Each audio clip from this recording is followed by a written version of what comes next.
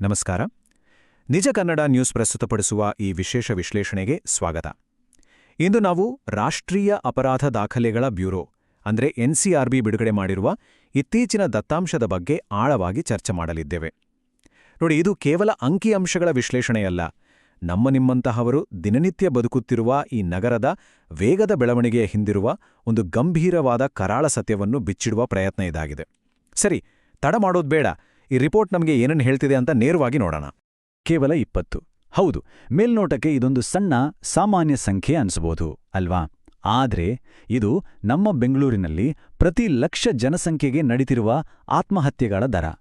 ಒಂದ್ಸಲ ಯೋಚನೆ ಮಾಡಿ, ಇದು ಕೇವಲ ಒಂದು ನಂಬರ್ ಅಲ್ಲ, ನಮ್ಮ ಕಣ್ಣು ಮುಂದೆ ನಡೀತಿರುವ ಒಂದು ದೊಡ್ಡ ದುರಂತದ ಮುನ್ಸೂಚನೆ.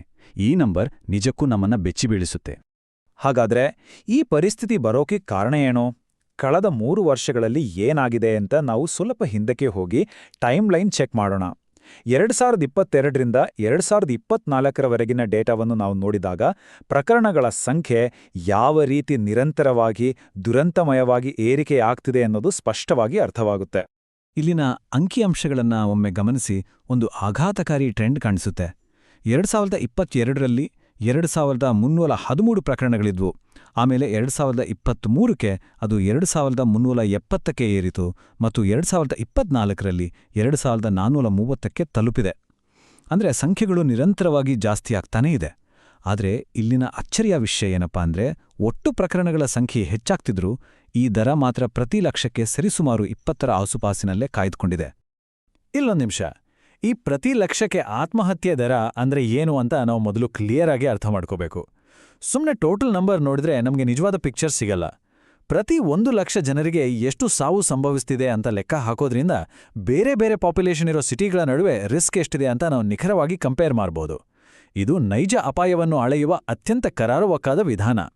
ಇದನ್ನ ಇನ್ನಷ್ಟು ಸಿಂಪಲ್ ಆಗಿ ಅರ್ಥ ಮಾಡ್ಕೊಳ್ಳೋಕೆ 2024ರ ಡೇಟಾವನ್ನ ಇಟ್ಕೊಂಡು ನಮ್ಮ ಬೆಂಗಳೂರಿನ ದೆಹಲಿ ಜೊತೆ ಕಂಪೇರ್ ಮಾಡೋಣ. ದೆಹಲಿಯಲ್ಲಿ ಒಟ್ಟು 3204 ಸಾವುಗಳು ಸಂಭವಿಸಿವೆ. ಇದು ಬೆಂಗಳೂರಿನ 2430ಕ್ಕಿಂತ ಹೆಚ್ಚು. ಆದರೆ ದೆಹಲಿಯ ಜನಸಂಖ್ಯೆ ಬಹಳ ದೊಡ್ಡದಿರೋದ್ರಿಂದ ಅಲ್ಲಿನ ದರ ಕೇವಲ 9.8ರಷ್ಟಿದೆ. ಅಂದರೆ ನಮ್ಮ ಬೆಂಗಳೂರಿನ ದರದ ಅರ್ಧಕ್ಕಿಂತ ಕಡಿಮೆ. ಈ ಲೆಕ್ಕಾಚಾರ ನೋಡಿದರೆ ನಾವೆಷ್ಟು ದೊಡ್ಡ ಅಪಾಯದಲ್ಲಿದ್ದೀವಿ ಅನ್ನೋದು ಗೊತ್ತಾಗುತ್ತೆ. ಸರಿ, ಕೇವಲ ದೆಹಲಿ ಮಾತ್ರವಲ್ಲ, ನ್ಯಾಷನಲ್ ಲೆವೆಲ್ನಲ್ಲಿ ಭಾರತದ ಇತರ ದೊಡ್ಡ ದೊಡ್ಡ ಮಹಾನಗರಗಳಲ್ಲಿ ಪರಿಸ್ಥಿತಿ ಹೇಗಿದೆ ಮತ್ತು ಆ ನಗರಗಳಿಗೆ ಹೋಲಿಸಿದ್ರೆ ನಮ್ಮ ನಗರ ಎಲ್ಲಿ ನಿಲ್ಲುತ್ತೆ ಅಂತ ಕೂಡ ನಾವು ನೋಡ್ಬೇಕಲ್ವಾ? ಬನ್ನಿ, ನಮ್ಮ ದೃಷ್ಟಿಕೋನವನ್ನು ಈಗ ಇತರ ನಗರಗಳತ್ತ ಹರಿಸೋಣ. ಮುಂಬೈ, ಚೆನ್ನೈ, ಹೈದರಾಬಾದ್ ಈ ನಗರಗಳ ಡೇಟಾ ನೋಡಿದಾಗ ನಿಜಕ್ಕೂ ನಮಗೆ ಶಾಕ್ ಆಗುತ್ತೆ. ಮುಂಬೈನಲ್ಲಿ ಈ ದರ 7ಕ್ಕಿಂತ ಕಡಿಮೆ ಇದ್ರೆ, ಚೆನ್ನೈ ಮತ್ತು ಹೈದರಾಬಾದ್ನಲ್ಲಿ ಇದು 1100ರ ಆಸ್ಪಾಸಿನಲ್ಲಿದೆ. ಈ ಪ್ರಮುಖ ಮಹಾನಗರಗಳಿಗೆ ಹೋಲಿಸಿದರೆ ಬೆಂಗಳೂರಿನಲ್ಲಿ ಪ್ರತಿ ಲಕ್ಷಕ್ಕೆ 20 ಸಾವುಗಳು ಸಂಭವಿಸುತ್ತಿರುವುದು ಎಷ್ಟೊಂದು ಆತಂಕಕಾರಿ ಮತ್ತು ಅಸಹಜ ಅಂತ ಈ ಟೇಬಲ್ ನಮಗೆ ಸ್ಪಷ್ಟವಾಗಿ ತೋರಿಸ್ತಿದೆ. ಇದೆಲ್ಲ ನ್ಯಾಷನಲ್ ಲೆವೆಲ್ ಆಯಿತು. ಈಗ ಸ್ವಲ್ಪ ನಮ್ಮ ರಾಜ್ಯದ ಕಡೆ ಬರೋಣ. ಕರ್ನಾಟಕದ ಒಟ್ಟಾರೆ ಪರಿಸ್ಥಿತಿ ಕೂಡ ಅಷ್ಟೇನು ಸಮಾಧಾನಕರವಾಗಿಲ್ಲ.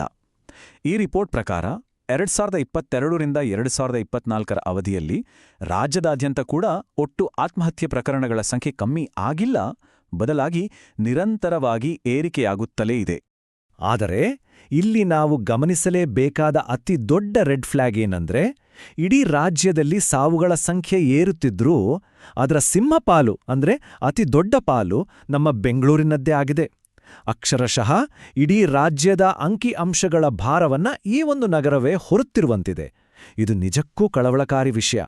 ಸರಿ, ಇಷ್ಟೊತ್ತು ನಾವು ಬರೀ ನಂಬರ್ಸು, ಮ್ಯಾಥಮ್ಯಾಟಿಕ್ಸ್ ಬಗ್ಗೆ ಮಾತಾಡಿದ್ವು. ಆದರೆ ಈ ಆತಂಕಕಾರಿ ಪ್ರವೃತ್ತಿಗೆ, ಈ ಏರಿಕೆಗೆ ಅಸಲಿ ಕಾರಣಗಳೇನು?